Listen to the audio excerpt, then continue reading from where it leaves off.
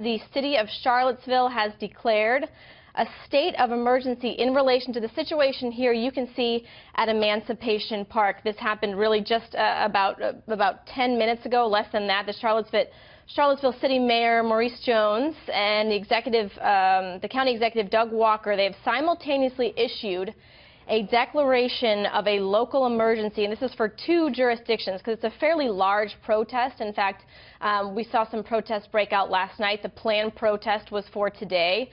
Officials didn't know exactly how many people were going to arrive. They had an estimate anywhere. It was a wide range between 2,000 and 6,000. Obviously, right now it's still developing, so we certainly don't know how many people are there. But this joint declaration does allow local officials to request additional resources, and that is an ongoing situation here in the community. I want to bring in my co-host Leland Vittert as we look at these live pictures.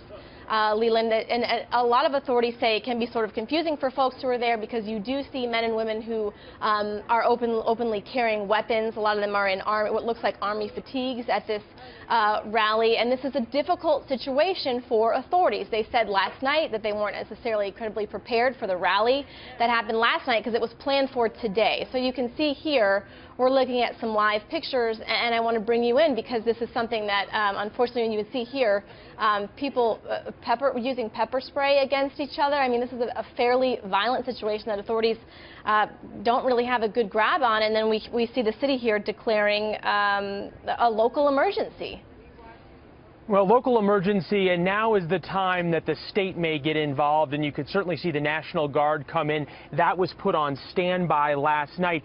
Big picture here, the city of Charlottesville made a decision to remove a statue of Confederate General Robert E. Lee from what is called Emancipation Park, and a group of white nationalists decided they wanted to come in and protest the removal of that statue. There was a lawsuit about whether they could or could not protest. They won that lawsuit, and that's when we saw the skirmishes break out last night with the chants of White Lives Matter, and now we see that same violence today. And Liz, as you point out, when you have people openly carrying weapons, and you're legally allowed to do that in the state of Virginia, it is combustible beyond words, and the police who are there in their riot gear have a very difficult time discerning who is going to be on their side, if you will, and who they very well may want to cause harm.